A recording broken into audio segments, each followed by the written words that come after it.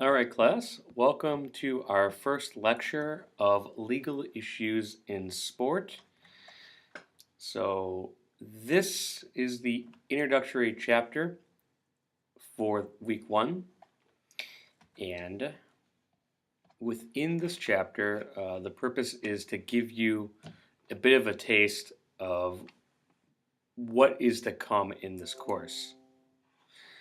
So, the first question before we even begin to talk about legal issues in sports or any foundational aspects, you should probably be asking yourself, or you might be thinking, well, why do I even need to take this class? Why do I need to know about the law if I'm going to be in management, or if I'm going to be in physical education, or if I'm going to be in athletic training? Well, really, we don't know it, but subconsciously, we all are impacted by the law. So anyone who is involved in sport or recreation, that includes managers, supervisors, coaches, administrators, all the way down from the most senior important employee to the most basic employee, is impacted by the law. So the law is inextricably woven into the fabric of our daily lives. It's not just sport and recreational organizations, but it's also our lives outside of the classroom, outside of the workplace. And it could be something that is involving, governs where we can live, where we can park, zoning, parking issues, our rights, our statutes that are on the books, both within the state and federally. But this really all impacts us on a day-to-day basis.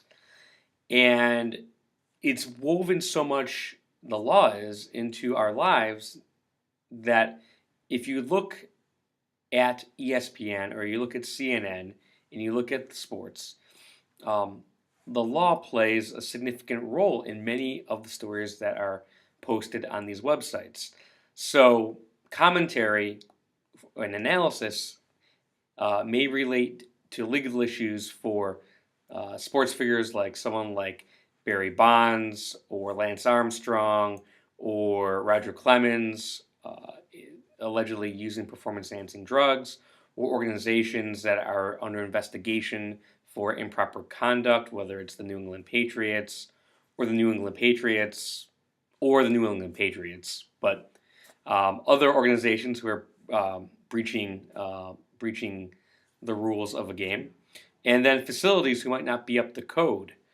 So, for example, if you look at some of the legal issues that relate to sport and recreation that are often in the news, a university coach walks from one university to the next, or a player or a coach is fired, or players are kicked off a team, or quit, or transfer, or somebody is charged with sexual assault, whether it be a college player or it is a professional player. Someone gets in trouble with the law. Someone falls at a sports complex who's a dues paying member and breaks a bone in their body. A player or a professional athlete or perhaps a professional organization files for and obtains a trademark for a good or service. It could be just a litany of legal issues that impact sport and recreation. So let's talk about a few examples that often come up within the realm of sport and recreation that involve the law. So, for example, contracts.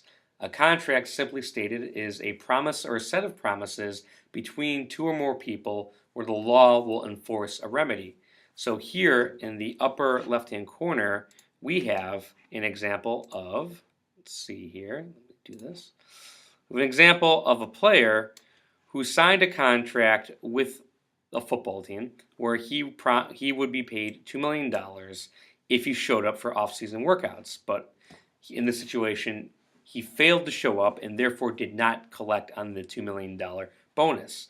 And he actually ended up firing his agent because his agent should have been in a position to remind him that this component was in his contract, and if he did not show up, then the organization did not have to pay him. Another example is within contracts is salary. So it's common that coaches at the college and professional level are paid significant amounts of money. Recently in the news, we saw that Jim Harbaugh was being paid $5 million by the University of Michigan, but he also negotiated with the University of Michigan that they would pay his life insurance an additional $2 million in premiums each year.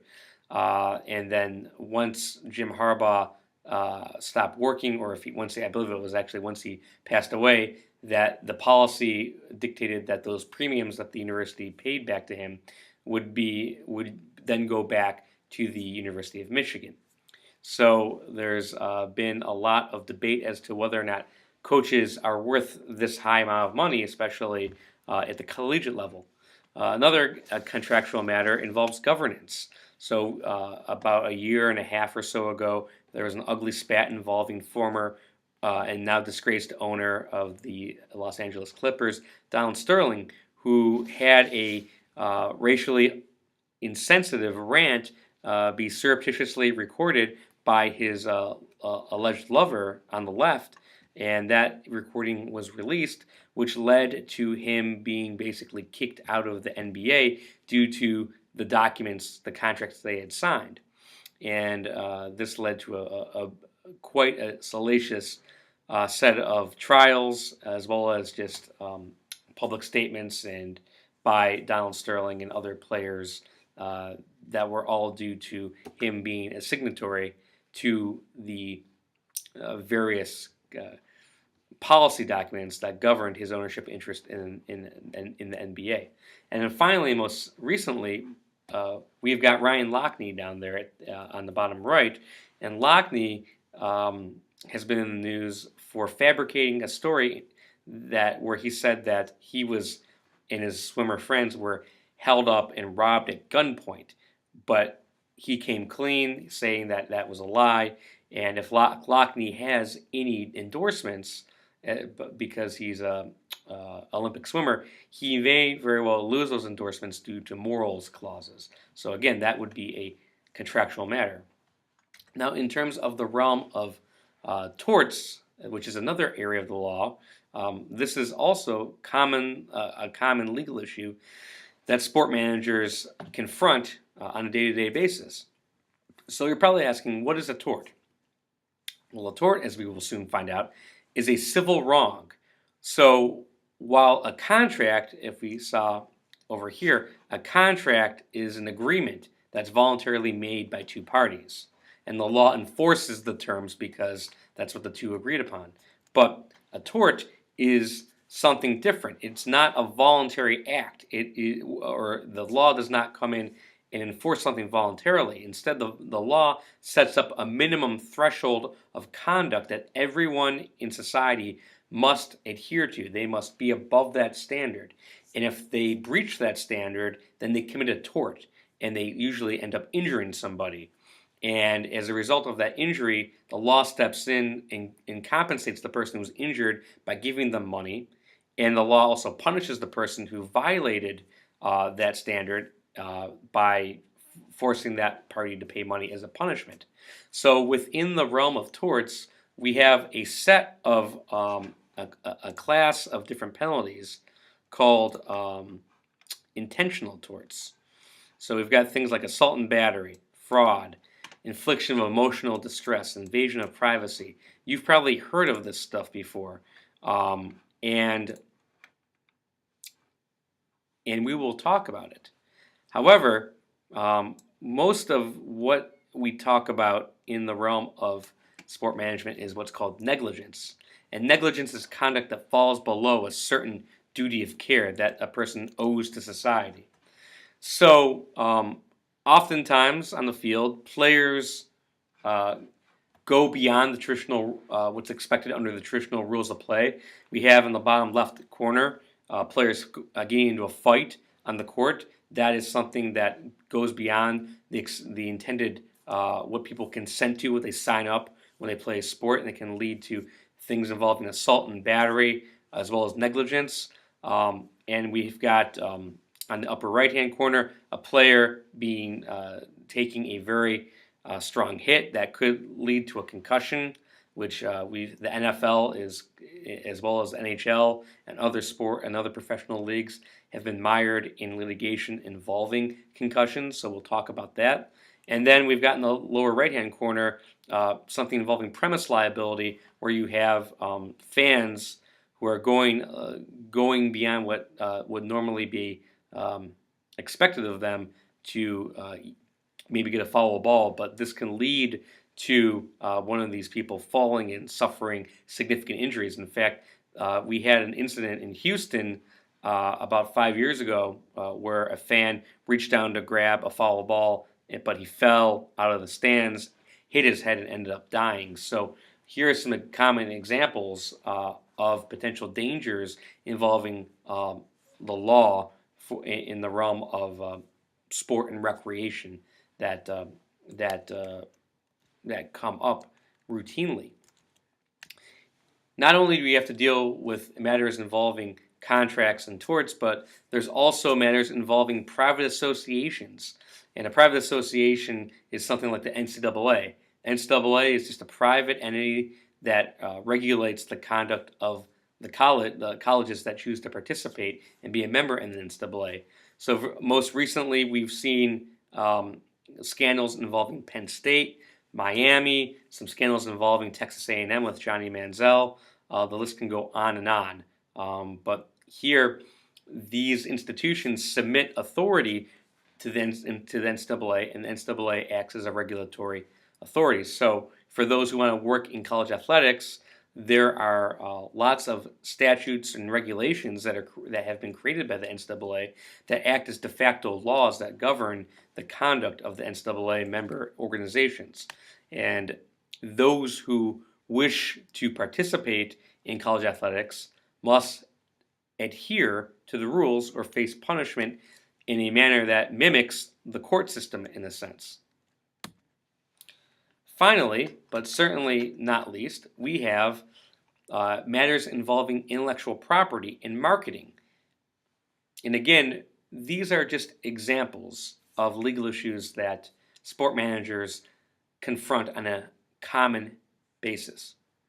So in this class, we'll learn about legal concepts known as trademarks, copyrights, the legal doctrine of ambush marketing, and the doctrine of the right of publicity. So one of the most common legal issues that has come up over the last 5 years is the movement by NCAA athletes to try to get compensation from the NCAA for the use of their image and likeness. We see here on the bottom right the image of Denard Robinson, who was a quarterback at the University of Michigan and who was the cover athlete for EA Sports NCAA Football 2014. And I believe this was the last year, and I don't know if NCAA and EA Sports have agreed to start this back up again, but at the time that this picture was taken, EA Sports had lost its license with the NCAA to use the players' likenesses to create, to go in and use to create NCAA Football 2014. And why did the NCAA terminate this agreement, you ask? Well, that's because a class of NCAA athletes, both current and former, had sued the NCAA under the argument that the NCAA was violating their right of publicity, their likeness rights, because the NCAA was not paying these athletes for the right to use their likeness. This lawsuit is still ongoing. The players actually won at the district court level, and now it's on appeal.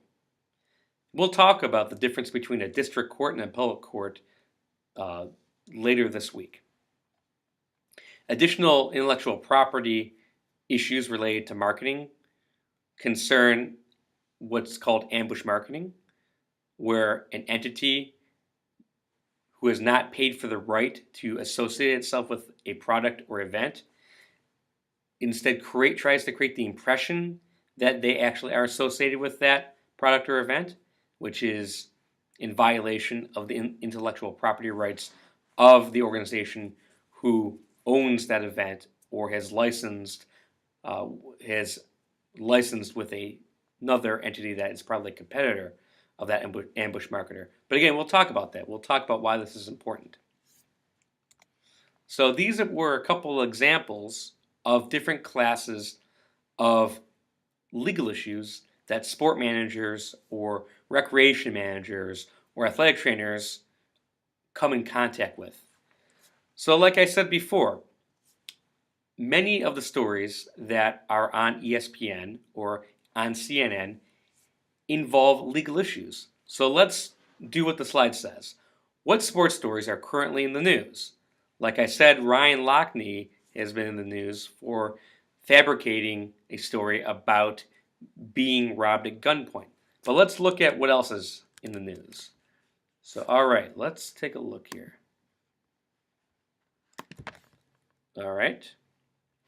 So, the headlines on ESPN.com right here. Passing the torch. Melo retires from Team USA. That is somewhat of a transactional story because how is he retiring? He's filing paperwork with the NBA as well as filing that same paperwork with Team USA. But probably a better example would be the next two stories. NFL alters injury reports as probable ruled out. And what this is this is an administrative move by the NFL to take out the designation of probable from the injury report so that they cannot use that anymore. This, again, is administrative, and with this administrative aspect of a private association, we'll talk more about that later. The next story involves Notre Dame dismissing Redfield, and then Butler is suspended. So recently, a bunch of Notre Dame players were arrested for a series of alleged crimes. I believe there was a gun violation, there was drugs, I believe those were the two major alleged crimes. But of course, this relates to criminal law, which is something that sport managers may have to deal with. Let's see what else. We've got Strawberry worried about junkie addict Gooden. So perhaps that, again, is related to a legal matter involving drugs. And then in a very humorous story right here, or I guess it's humorous to me, but not so much to Mongolia, we had a wrestler from Mongolia who was set to win the bronze medal in wrestling, but was assessed a penalty for celebrating prematurely, which led to the other wrestler from Kazakhstan actually being awarded the win. And in protest, the coach for the Mongolian wrestler stripped in protest, like I said. So again, this is a legal issue involving private association because it involves penalties for violation of the rules of premature celebration. So just an example of the stories on the ESPN headlines. A significant portion relate to legal issues. Of course, I've got in the lower right-hand corner Roger Goodell, who has been the face of legal challenges as he has taken an approach of being very heavy-handed with player discipline, and players have responded to that by actually suing Roger Goodell in federal court for various reasons. So we had Tom Brady, we had Adrian Peterson, we had Ray Rice, and we very well might have, if Roger Goodell suspends James Harrison and the other players who are not cooperating, according to Goodell in the NFL, with the probe that resulted from the report from Al Jazeera that these players were involved in taking banned substances. So we'll see. But Roger Goodell has been very active in trying to flex his muscles in disciplining players who allegedly violate the rules of the NFL and fail to cooperate. So, of any of these examples I brought up, you can take some time to ask yourself, well, what are the legal issues, if any, and what is your opinion in the cases? Probably, I'd be curious to know, if we have a discussion, your thoughts about what should happen to Ryan Lochte as a result of his fabrication, and what is your opinion of Roger Goodell? Is he within his rights to discipline players, or is he overstepping his authority, and should there be more checks and balances? Okay, so now we've talked about some examples. It's important to tie it back to why you're taking this class. And at the end of the day, knowledge is power. And here, knowledge of the law is important because if you actually know what's required under the law, you can avoid or reduce the consequences of violating the law.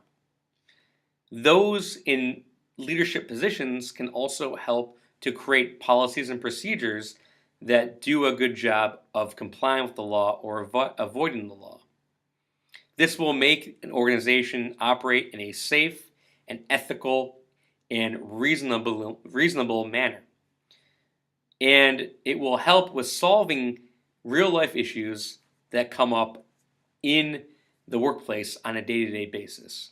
Because what you're all going to be doing in one context or the other, whether it's working in sport or out of sport, in athletic training, in physical education, or something completely different. But the vast majority of these professions relate to business. They're businesses. And because of that, we are going to take a business approach to the law. And this will help you to gain a competitive advantage in the workplace, because awareness is the first step to gaining an advantage. And then knowledge, as a result of that awareness and education, is key. It can help you figure out how to become more valuable. So, how is this text organized? As I said, it's organized from a business perspective. So the part one is going to provide an introduction to the fundamental legal concepts, things that the cliff notes of understanding the law. So here we're going to talk about the legal system, what different types of legal resources exist, and steps, just basic steps to limit liability of an organization or an individual. That's part one, just getting a basic baseline understanding and awareness. Part two is taking a human resources management approach to the law. So here, when we're talking about human resources, we're talking about things like contracts, or what goes into hiring someone or firing someone, or what is legal in terms of disciplining someone, and what is illegal. What is the baseline here? And then how does labor relations and collective bargaining relate to human resources and human relations? So once we get the human relations aspect, then we'll move on to strategic management. And strategic management deals with governance and deals with governance, administrative and regulatory issues, and things that relate to the affairs of private organizations. So that's where we would talk about what's going on with Roger Goodell and the NFL, commissioner authority, and the policies of different organizations. Then we'll talk about operations management. Operations management is where we're looking at legal issues involving the facility and keeping people safe in the facility, and violence that might go on in the playing field that goes above and beyond what's reasonably expected, or athletic trainers who are bound to a certain duty of care that they render to participants, things of that nature. So things involving participant safety and violence are key. And then finally, marketing management, and that's where we've got legal issues of intellectual property coming into play, trademarks, copyright, ambush marketing, right of publicity that I talked about that one slide, things related to sponsorship and contracts. That's what will come next. So, as I said, this is a managerial approach. So, one of the chief functions of a manager in a sport or recreation context is hiring and overseeing their personnel, as well as supervising participants and making sure that those who are underneath the manager are providing legally sufficient instruction and that the facilities are within legally sufficient condition. And so the question really becomes, how does the knowledge of the law help a person like yourself going into the workplace with these various activities? And of course, again, it gets back to knowledge of the law allows someone to plan properly so that they are in compliance with the minimum legal threshold that's required to not breach the law. Next, business functions. So again, that goes back to part 2, which is human resource management. And then part 3, strategic and operation management and governance. Governance is part 3, operation management is part 4, and marketing management is part 5. And again, how does awareness help to put yourself in a position where you have a competitive advantage? We should be seeing the theme at this point. With that competitive advantage, you yourself, as the future sport manager or future employee in whatever organization, help to create value and increase profitability. You can help to make yourself be viewed as more valuable than other employees because you have the knowledge that can help the organization and avoid liability. So, examples of what we're going to be talking about next in the next chapter are called preventative law, involve avoiding liability for the participants who participate in the game or an event, or protecting spectators with netting, or making sure that the facility is in good working operation. Or preventing violence in sports. These are all baseline obligations that an organization has, and you can help meet these obligations with your knowledge and awareness of the law. In terms of contracts, which we talked about in slide 1, we've got employment agreements, independent contractor agreements, leases, licensing, and we'll talk about this, but you probably have somewhat of an understanding about what some of these are. And then we kind of close down the chapter with a couple of slides here.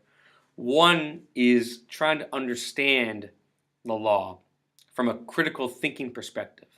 Critical thinking is important because it helps us to evaluate legal issues and business issues from a standpoint of balancing competing interests. Oftentimes, the law requires managers to try to identify what are the relevant interests of individuals or organizations that are related to the dispute, and what are the issues involved. So, for example, here in the bottom right-hand corner, we've got a picture of security patting down people who want to go watch the Tampa Bay Buccaneers game. Well, someone might say it violates my right of privacy for you to pat me down. And that's true. Not that it violates, but we as private individuals have a constitutional right to privacy, but the government, or in this situation, the organization, the Tampa Bay Buccaneers, have the interest of making sure that the people coming in the facility are not a danger to other spectators or other individuals in the facility. So here the Buccaneers must balance their interest in security with the people coming to the games' interest in privacy. So think about how it would be best to balance those competing expectations or those two interests. And then I'll leave you with this final slide, again related to preventive law. And this is something that's been coming up in the last 5 or so years. Increasingly more creative ways of engaging with fans during games. So oftentimes we have mascots of organizations entertaining fans during timeouts. Here we have an example of a mascot of the Kansas City Royals handing out hot dogs at the ballpark. On the left-hand side, what do we have? We've got, looks like a hot dog gun. And then on the right, we've got the mascot just tossing hot dogs. So, again, the issue here is balancing competing interests. And I'll leave it to you to think about what are those two interests from the fan standpoint versus the organization standpoint. What are the dangers involving tossing a hot dog into the crowd versus shooting a hot dog into the crowd with a high velocity air gun? And therein, we can have that discussion about potential liability for either of these two methods of entertaining fans. But these are discussions that we'll have, and it will be a little bit more